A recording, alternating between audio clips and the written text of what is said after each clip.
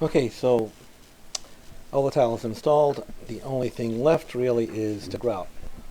Now, um, I actually have a couple of videos that go through how to grout,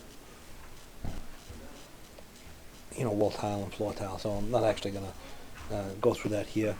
But in this case, because the grout joints are fairly wide and need standard grout, what I've actually done is mixed standard grout. This is all bright white grout.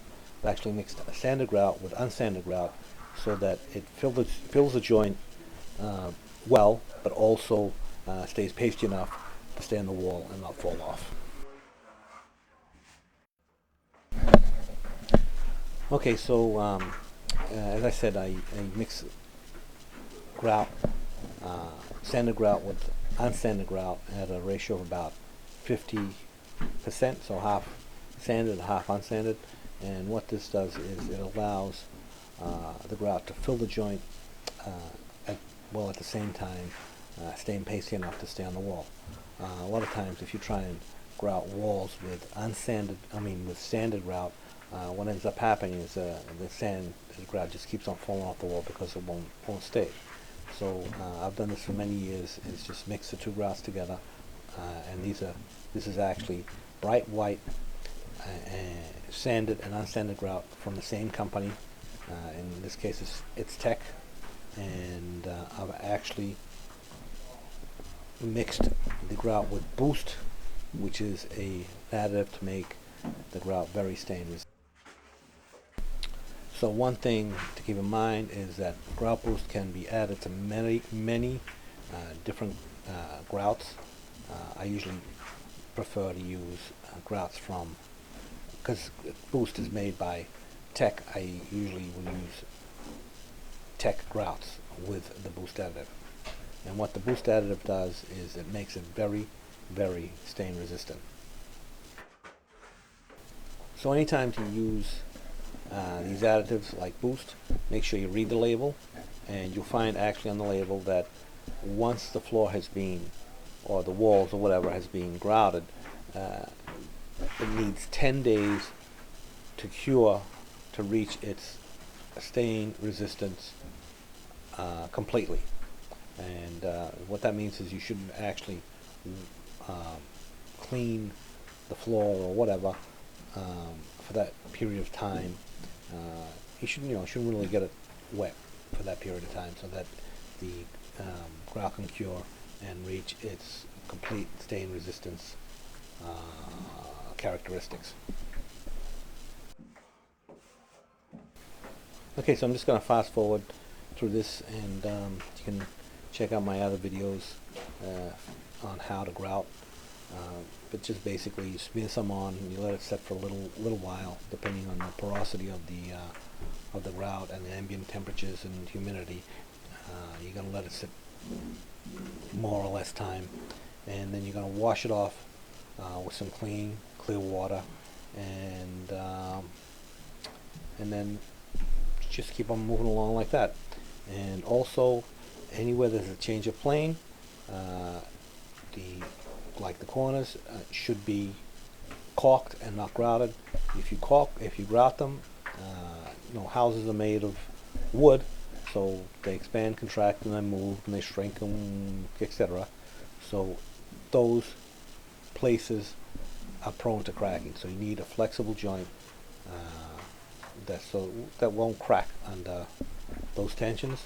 And the caulk is a maintenance item, so it won't last forever. So occasionally, it's going to have to be replaced and re-caulked.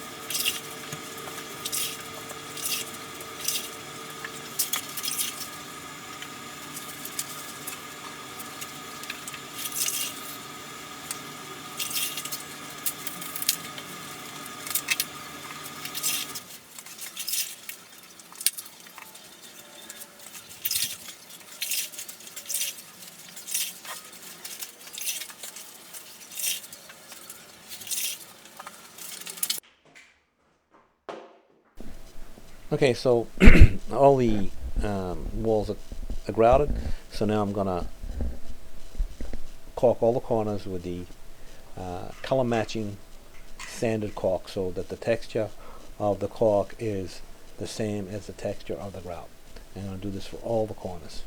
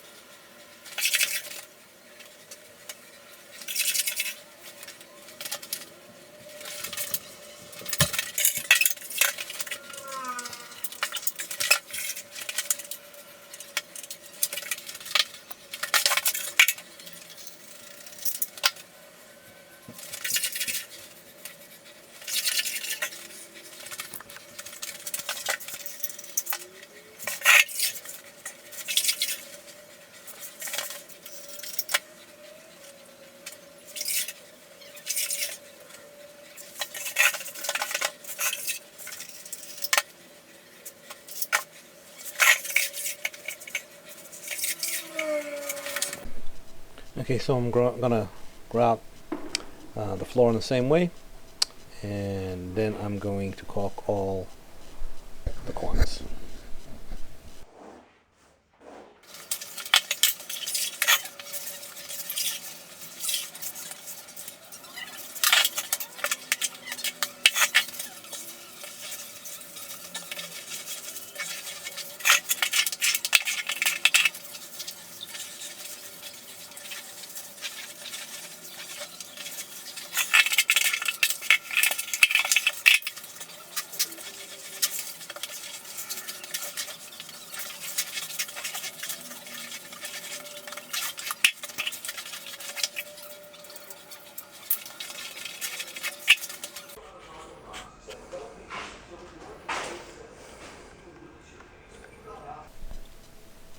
Okay, so this is the finished product. All the tile is installed and grouted. The drain is in, and the only thing left is just the medicine cabinet, the toilet, and the sink.